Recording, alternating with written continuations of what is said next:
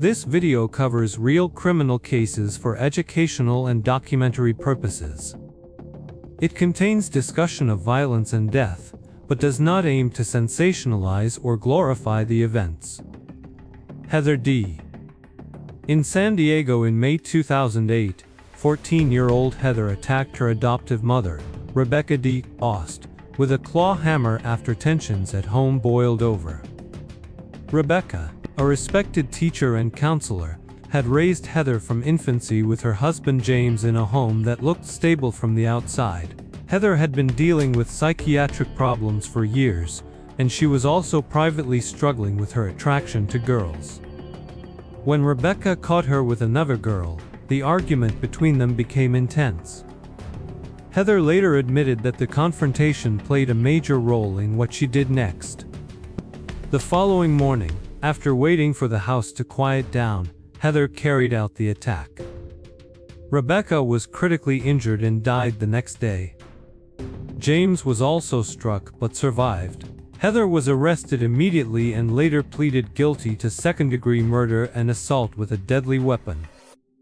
She was sentenced in 2010 to 16 years to life and remains in prison. Rochelle Waterman. Rochelle Waterman was a 16-year-old student in Craig, Alaska, when she began posting online about hating her mother and wanting her out of her life. In 2004, those posts would become part of a murder case involving two adult men she was involved with, Jason Arendt and Brian Reddle. Michelle's mother, Lori, was known as a hardworking teacher's aide and community volunteer. From the outside, the family seemed ordinary.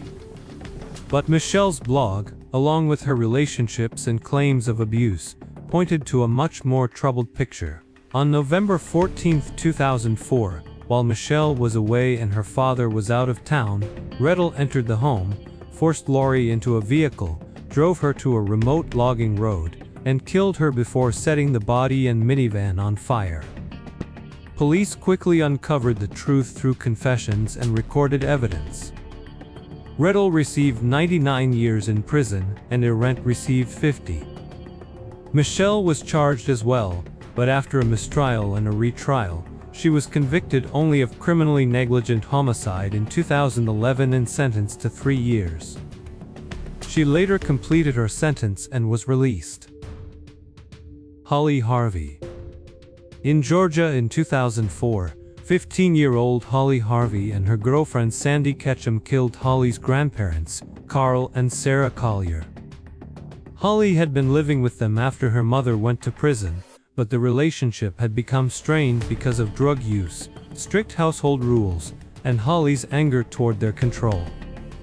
Before the killings, Holly wrote the plan on her arm, including references to the attack, money, keys, and jewelry.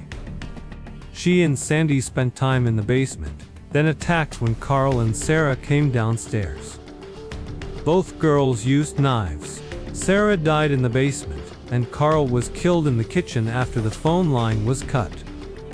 The pair fled in the family truck but were caught the next day after investigators traced Holly's phone calls. Holly pleaded guilty to 2 counts of malice murder and received 2 consecutive life sentences with the possibility of parole after 20 years. Sandy Ketchum received 3 life sentences. Both are still serving prison time. Lorraine Thorpe. Lorraine Thorpe was 15 when she took part in 2 killings in Ipswich, England, in 2009. Working with 41-year-old Paul Clark, she first helped lure Rosin Hunt to a flat, where Hunt was attacked over a period of days before her body was found. Not long after that, Lorraine and Clark turned on Lorraine's disabled father, Desmond Thorpe, fearing he might go to police. Lorraine smothered him with a cushion and kicked him while he was helpless. The 2 cases were quickly linked by investigators, and both suspects were arrested. At trial, prosecutors described the violence as planned and without remorse. In 2010, Lorraine was convicted of both murders and sentenced to life with a minimum term of 14 years. Clark received the same sentence. Lorraine remains behind bars. Erin Caffey. In rural Texas in 2008, 16-year-old Erin Caffey helped set in motion the killing of her own family after her parents tried to keep her away from her boyfriend, Charlie James Wilkinson. Erin met Wilkinson while working at Sonic, and when her parents restricted her contact with him, she reacted violently. On March 1, 2008, Wilkinson, Charles Allen Wade, and Bobby Gale Johnson carried out the attack on the family cabin. Penny Caffey and the 2 younger children were killed, while Terry Caffey was shot and left for dead. The cabin was then burned. Terry managed to crawl to a neighbor and identify Wilkinson as the attacker. Erin first tried to claim she had been taken from the scene against her will, but investigators rejected that version once the others implicated her. She eventually accepted a plea agreement and received 2 life sentences plus 25 years, with parole eligibility beginning at age 59. Wilkinson and Wade received life without parole. Terry Caffey later publicly forgave the people involved and continues visiting Erin in prison. These 5 cases all show the same devastating pattern. When anger, fear, pressure, and poor decisions collide, the result is irreversible loss. Behind every headline was a real family shattered by violence, and behind every sentence was a life permanently changed. What makes these crimes especially tragic is that they did not happen in isolation.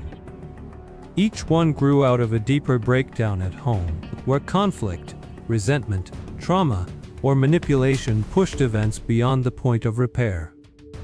By the end, there were no winners, only victims, grief, and consequences that lasted for years. This video is presented for educational, documentary, and informational purposes only. It examines real criminal cases involving violence, loss, and family conflict in order to better understand how these tragedies unfolded and the impact they left behind. Our intention is not to sensationalize, glorify, or excuse the crimes discussed. Instead, we aim to present the facts respectfully, with attention to the victims, their families, and the seriousness of each case.